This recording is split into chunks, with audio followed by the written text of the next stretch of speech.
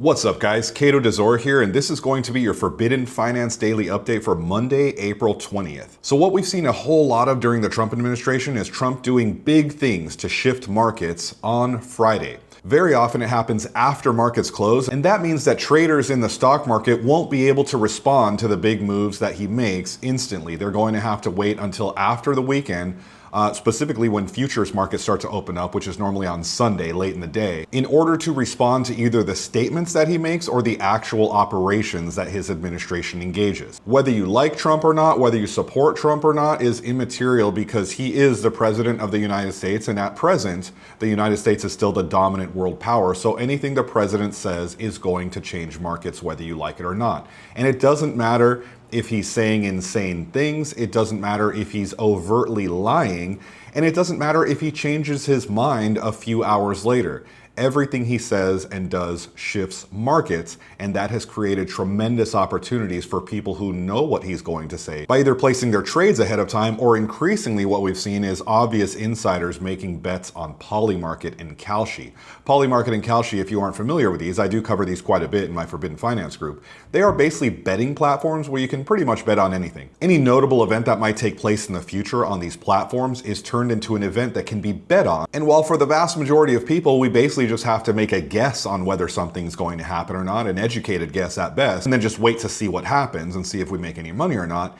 Insiders, and there's been very obvious insider trading on these platforms, they know what's going to happen because they're either inside the Trump administration or controlling the Trump administration. And we already know, as I've discussed many times on my channel, that the nation of Israel, particularly its intelligence services and the international Judeo-Masonic mafia, has near total control of the Trump administration. At a minimum, if they don't control everything he says and does, they have the ability to change everything he says and does and veto everything he says and does. So he is more or less a puppet. And if you've studied a lot of conspiratorial research, you should know that most presidents actually are puppets. I think Trump makes it especially blatant that he's a puppet. He's more of an obvious puppet for these international foreign powers than any president that has preceded him. But the nature of this arrangement has been in place for a very long time, and anybody who's fairly well along in conspiracy research would understand that.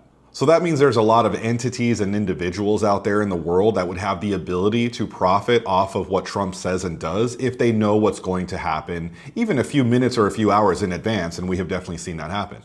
Now, we've seen this happen a whole lot with Trump, but it's not just Trump who appears to be playing this game now. Check this out. Last Friday on April 17th, $760 million worth of oil shorts were mysteriously placed a mere 20 minutes before Iran claimed to have fully opened the Strait of Hormuz. As soon as the strait was opened, oil futures dropped massively, and that caused the shorts on those futures to rake in a tremendous profit. Very obvious insider trading, and it mirrors the kind of things that we've seen come out of the Trump administration, but this time it was Iran, or the Iranian regime, that was making an announcement that caused oil futures to drop. And we don't know who the individuals were who were placing these massive bets on that happening, but it looks a lot more likely that they're aligned with the Iranian regime rather than the Trump regime. So what is starting to look like is both sides playing this game. We have seen Trump game the system many, many times. He makes claims, he makes statements, he gives deadlines, he says all kinds of crazy and chaotic stuff, and more often than not, what he claims he's going to do or is going to happen does not happen, but what does occur is tremendous volatility in the stock market, and there are always insiders who are very well placed with their bets on that volatility. Volatility in markets is not a good thing. It causes a lot of instability. It causes a lot of ups and downs. It creates chaos. However, in an environment like this, there are always going to be two entities that make tremendous amounts of money. One of those is insiders who know what's happening in advance and can make their very well placed bets perfectly. And this is nothing new. We've seen a whole lot of that. It's practically how the United States is run, but it has reached an absolute fever pitch in the Trump administration. During Trump's second administration, it has gone to absolute extremes, to the point where basically the entire world knows that it's happening and no one can do anything about it. The other entities that do very, very well in this environment are banks, especially those who move money around, who execute trades. And the reason for this is because of commissions. Whenever these big banks execute trades, they make commissions on those trades. There's an amazing scene in the movie The Wolf of Wall Street. If you've seen the movie, you definitely remember it. It comes on at the beginning beginning of the movie when the character that Leonardo DiCaprio plays, who is Jordan Belfort, is having lunch with the character that Matthew McConaughey plays, who was a stockbroker named Mark Hanna. And basically it's kind of a mentorship exercise. Mark Hanna is bringing Jordan Belfort on. This supposedly takes place on his very first day of trading on Wall Street. And he pretty much teaches him how the game is run. Number one rule of Wall Street. Nobody, I don't care if you're Warren Buffett or if you're Jimmy Buffett, nobody knows if the stock is going to go up, down, sideways, or in fucking circles. Least of all stockbrokers. Right? It's all a fugazi. You know what a fugazi is? No, fugazi. It's a fake. Yeah, fugazi, it's a wazi, it's a woozy, it's a fairy dust. It doesn't exist. It's never landed. It is no matter. It's not on the elemental chart. It's not fucking real. Right. All right? All right. Stay with me. We don't create shit. We don't build anything. No. So if you got a client who bought stock at 8 and it now sits at 16 and he's all fucking happy, he wants to cash in, liquidate, take his fucking money and run home, you don't let him do that. Okay. Because that would make it real. Right. No, what do? You get another brilliant idea, a special idea, another situation, another stock to reinvest his earnings and then some. And he will every single time because they're fucking addicted. And then you just keep doing this again and again and again. Meanwhile, he thinks he's getting shit rich, which he is on paper. But you and me, the brokers, we're taking home cold hard cash via commission, motherfucker. Right. Really big part of what he explains is that all of the ups and downs and lefts and rights in the market is all BS because all the people who have tremendous amounts of money invested in the market can easily be convinced to take their winnings and instead of cashing out and making real money, they can reinvest them into other stocks. He refers to it as an addiction and he says basically all the people with enormous amounts of money, they just can't help themselves. They're addicted to the excitement of making trades and winning and losing exactly the same way people are with gambling addictions. However, the real winners, as Mark Hanna explains it, are the stockbrokers because every time a trade is made, it doesn't matter if it's a good trade or a bad trade. It doesn't matter if the stock goes up or down. Nobody on earth knows if a stock's going to go up or down, but it doesn't matter because they are making money on every trade in the form of commissions.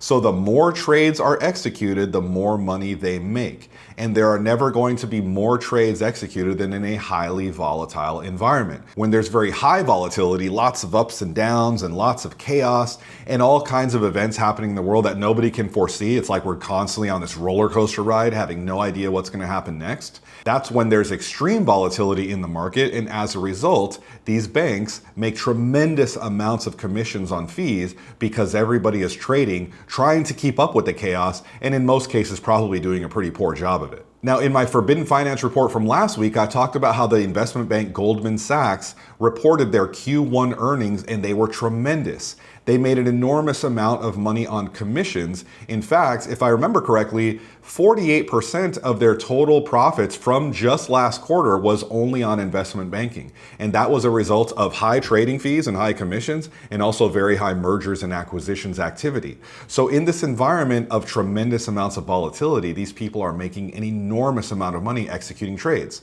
As a result of Goldman Sachs report coming out, immediately the shares of other investment banks like Morgan Stanley and JP Morgan and so on, they instantly popped 1 to 2% on the assumption that they are going to see the same kind of improvement in numbers. So as we can see, there's an enormous amount of money being made on this volatility and all the trades that accompany such volatility, so much so that there's basically an economic incentive in place to create and maintain chaos.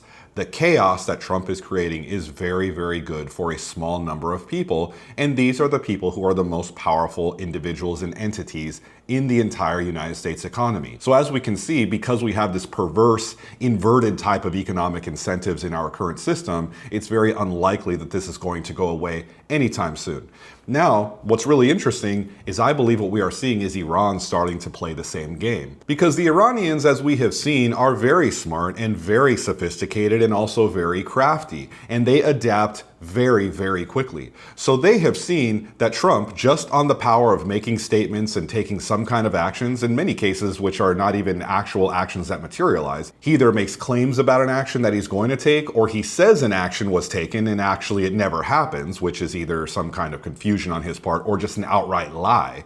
But regardless, the markets move tremendously up or down. And the key thing that is moving these markets is the status of the Strait of Hormuz. Well, guess what? The United States actually is not in charge of the Strait of Hormuz. Iran is in charge of it. And while previous to this entire conflict, Iran actually did not control the Strait of Hormuz, it was considered an international waterway. So while they fortified it, they didn't actually control it. Now they basically have asserted control of it. And for the most part, they have pretty much said, we are in control of the Strait of Hormuz from now on. The United States is not, and nobody else is but us. And as a result of asserting that authority and most of the world recognizing that they do have that authority, because the United States has really proven to be powerless to stop Iran from basically doing anything in the region, Iran has now figured out that they can play the game too. So if they say the strait is open, the world actually is probably giving that more authority than if Trump says the strait is open, and they can do insider trading accordingly. If they then decide to change their mind and close it once again, they can also trade accordingly, and they are basically doing the exact same thing that the corrupt Western insider financial elites do, but to their own benefit. And really at this point, nobody can blame them. They are simply playing the same economic warfare game that Western financial elites have been playing against the world for decades. So what we're seeing right now is the evolution of one of two scenarios. Either A, Iran is playing the same game as the United States, and they are yo-yoing the entire world back and forth the same way the United States does, but to their own benefit, and that is of course to the entire world's detriment, but the United States doesn't care about that, and Iran has probably said, well, we shouldn't care about it either. So they're playing the same game with the whole rest of the world held hostage. Or another possibility is that the Iranian regime is potentially working together with the United States to their mutual benefit, because both sides have discovered that they can make a tremendous amount of money off of this war by keeping the rest of the world hostage to their energy supplies, and it is possible that behind the scenes both of them are working together. So let's talk about that a little bit, because that does delve a little bit into conspiracy research, but I am, after all, a conspiracy researcher. That is primarily the position that I occupy. A tremendous amount of any kind of conspiracy research does and always will lead back to finance, because international finance is the primary vector for control of all human activity. And anybody who wants to control the world is chiefly going to do it through finance. So as a result, if you're a conspiracy researcher, you always have to look at the financial connections and implications and incentives. Otherwise, you'll never really understand what's going on. So are there incentives in place for both the United States and Iran to be keeping the Strait of Hormuz closed and tightly controlling the traffic? Yes, there are. And that's where it gets really interesting. So as I've mentioned in previous updates, the United States is massively benefiting from the closure of the Strait of Hormuz, because the United States is one of the few countries in the world that has excess oil exporting capacity. And the nations of the world that are desperate for oil, nowhere more than Europe right now, although Asia is also very desperate for oil, and they are really being starved for their energy supply as a result of the closure of the Strait of Hormuz. Many of the tankers from those countries have been rerouted away from the Middle East and over to the United States, and that's where they're going to get their oil. They're going to pay much higher prices to do that, of course, which is going to be beneficial to the United States and its mega oil companies. However, it also benefits the United States government and the international financial system, because all of the nations of the world, for the most part, have to purchase their oil in dollars. That is known as the petrodollar regime. So the nations of the world that need to buy oil, A, have to buy it from the United States, and B, have to convert their assets, which in many cases has been gold, into dollars, which is strengthening the demand for dollars and therefore strengthening the ability of the United States to continue printing money, because its money continues to be in demand all over the world. So basically, the United States is holding the world hostage by saying, you can't get your energy from over there, you can get it from over here, but we're going to charge you way more, and we're going to force you to convert your assets into dollars to do it. This is a kind of heist, and there's very little that at this time Asia and Europe can do about that. Now, how does that benefit Iran? Well, there is a toll booth concept that has been discussed where Iran previously did not charge any ships from going through the Strait of Hormuz because it was considered an international waterway. It wasn't their waterway, therefore they didn't assert control over it, so there was no basis for them to implement any kind of toll booth concept. Now they have basically said, you know what, this does belong to us. You messed with us. We used to let ships through here on a regular basis. We didn't say anything, we didn't do anything because it was an international waterway, but you guys came and provoked us, you killed our leaders, you bombed our cities, and we are going to retaliate by taking control of this strait because we know it's very important to the world economy and we deserve retributions. So basically they're saying, we're seizing control of this and we are going to start a toll booth, and with those tolls, we are going to rebuild our country that was viciously destroyed by the completely unprovoked Israeli and United States attacks. However, that is going to massively enrich the Iranian regime if that goes through, and that's going to really piss off Israel because Israel is a conquering country. Israel desperately wants to expand. There is a Jewish ideological drive to conquer basically the entire Middle East. This is an ancient part of their religion. It is very extensively talked about in their holy books and by their rabbis, and it is a fundamental part of Zionism, which is a radical, very aggressive, very hostile belief system that basically runs not just Israel, but the United States. So if you know anything about eschatology, which is a word that means the end times, and we're talking about the sort of vision of the end times here. If you know anything about Zionism and its goals, or if you know anything about rabbinical Judaism and basically the way that it interprets the words of the Bible, which I have done extensive amounts of research in all of these things, you will see that Israel is completely not content with staying the size that it is. It must expand, and it will expand at all costs. It has to continue expanding and conquering all of the land around it, and eventually, for the most part, the entire Middle East. This is a mandate for the people who run Israel, and they will not accept anything less.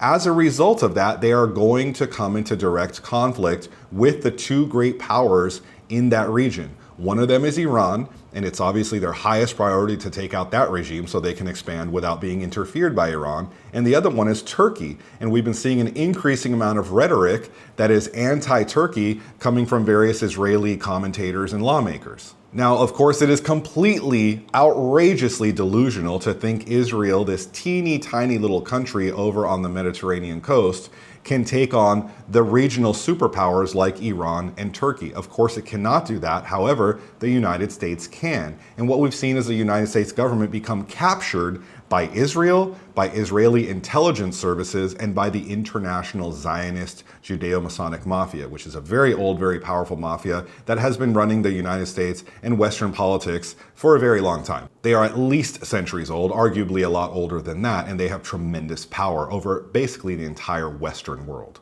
So what we've seen evolve is a kind of axis between the United States and Israel, where pretty much the United States is doing anything that Israel wants it to do, and what Israel desperately wants to do is expand. But if we pull back out from the biblical and conspiratorial aspect of all this, there's a much more practical consideration that might be a powerful motive for having the United States provoke Iran and having Iran shut down the Strait of Hormuz, which intelligence analysts in the United States and Israel already knew they would more than likely do. And that is to get the Gulf countries, who are major oil and gas exporters, to stop shipping their oil and gas on ships through the Strait of Hormuz and instead convert it to pipelines, which are going through, guess which country?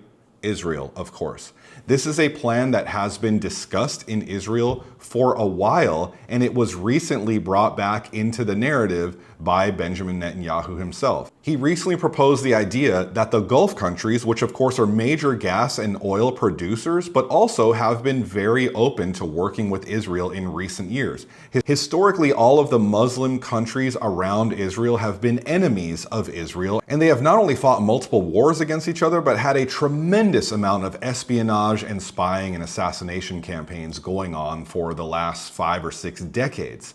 However, in recent times, these Gulf countries have basically been much more open to working with the United States and Israel because they're making a tremendous amount of money on those exports. And these are countries like the Emirates, like Bahrain, like Qatar, Kuwait, and of course Saudi Arabia. These big, powerful, wealthy nations who are tremendous oil and gas producers, they have made vast fortunes shipping oil out of their countries, and the vast majority of that oil is transported by ship out of the region and over to Asia and up into Europe. So as a result of the closure of the Strait of Hormuz, if the hostilities stay where they are, and if Iran and the United States cannot come to terms and that strait becomes closed, there is much more of an incentive for the Gulf countries to find another way. And if a pipeline, actually an entire network of pipelines from all over the region, is proposed, and they are able to work with Israel and the United States to build this pipeline network and end up creating some kind of terminal network in Israel where all these nations can go and send their oil tankers to fill up and not have to go through the Strait of Hormuz and not have to go past Iran at all. Those Gulf countries have had a great deal of their oil infrastructure destroyed by Iran already. Iran has held back on destroying it completely, but they've definitely done a lot of damage, and they've proven that if they want to, they can destroy all of the infrastructure in that region. They just haven't done it yet. So with this threat in place, they already know that Iran is not to be messed with. They are definitely going to retaliate. They are going to be very aggressive, not only with closing the Strait of Hormuz, but with attacking oil infrastructure against the Gulf nations. And that is a very big incentive for those Gulf nations to go and work with Israel and say, you know what? Yeah, there's the Zionism thing. Yeah, we've had our wars in the past, but at this point, we need to make money because we depend on the exports of our oil and gas going to Europe, going to Asia, going to the whole world. And if this Strait of Hormuz is closed, we can't make any money at all because we can't export our oil and gas. So the Gulf countries desperately need to reopen their exports of oil and gas, and Europe and Asia and the rest of the world desperately needs that oil and gas to arrive in those countries. So I think a kind of hidden behind the scenes agenda here that it doesn't seem like many people are talking about is intentionally harassing Iran long enough to keep the Strait of Hormuz closed so that those Gulf countries say, you know what, screw it. We're going to scrap that plan. We're going to go with this other plan that's already been proposed, and the United States and Israel will help fund it and arrange funding for it. And more than likely, the Asian and European countries will too, because they're so desperate to get their hands on that oil that they desperately need. There's a very good chance that Israel can manipulate the rest of the world into creating this pipeline network and creating terminals for oil and gas deliveries in Israel, which will make them an enormous fortune by keeping Iran pissed off. If they keep Iran pissed off and Iran continuously responds to that by keeping the Strait of Hormuz closed, eventually the rest of the world is simply going to find another way. And that way is probably going to benefit Israel, who of course is the same entity that started this entire mess and also had the United States White House compromised long before that. So like I always tell you guys, there is always a conspiratorial explanation for almost everything. No matter how much crisis and chaos there is in the world, when you really start to study the conspiratorial stuff and figure out the people behind the scenes and their motivations and how they operate, when you understand all that, then things start to make a lot more sense. So Israel does have these very radical beliefs. They're hyper aggressive. They have infiltrated a lot of Western governments. They're very, very fond of creating chaos and then managing that chaos and putting themselves in a position to benefit, especially when other big powers are in conflict or chaos with each other. They're typically behind the scenes somehow benefiting from all that. And of course, they're very, very aggressive with their assassination and blackmail program as well, which we have seen extensively in the United States, particularly in the Trump administration. When you realize how they operate and you pull back and look at what's happening, it makes a lot more sense that this is very likely a part of a longer term agenda to route all that oil and gas traffic that the world desperately needs through Israel, massively enriching them and getting the rest of the world to actually pay for it. They can sit back and collect while Iran keeps the Strait of Hormuz closed because they believe that is their only way that they can exert power right now. But in the long term, they're actually going to shoot themselves in the foot because the rest of the world is simply going to move on and find another way.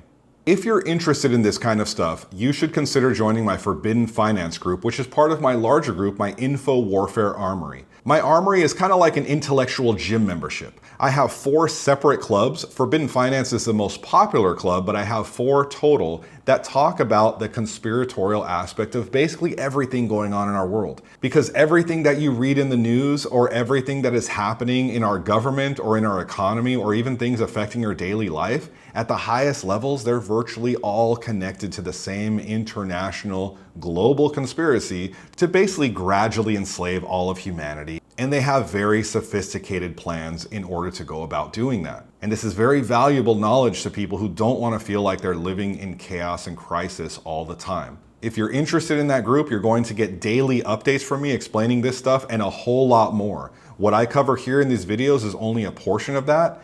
Every day I have full detailed reports and a bunch of metrics that you guys should be following to see the big picture and understand what's really going on, not by watching individual stocks or reading individual articles or listening to the pundits on television who are, of course, just paid actors who are promoting the establishment narratives. I put all this stuff together in a big picture view to help you get a better grasp on what's really going on and hopefully help you plan your life much better accordingly for you and your family. The link to join my group is down below. You can join for the first 2 weeks for only $1. It's a trial period. If you like it, you're going to get a bunch of free gifts for that $1. And even if you decide to cancel, you're going to be able to keep all those gifts for free. I have an awesome course I put together called the Forbidden Finance course that teaches you the dark side of how our monetary and financial system really works and how corrupt it actually is. And then a bunch of books that I find to be especially relevant to this time that we're in that I think you guys will really enjoy. You're going to get all those gifts for free with your only $1 subscription. And if you find that information helpful, you can allow it to renew, and then it'll only be $59 a month after that. I appreciate all of your guys' support, and I will be back with another video tomorrow where I'm sure there's going to be even more crazy stuff to talk about. But of course, there's always going to be a conspiratorial agenda behind the scenes, and I will explain it to you.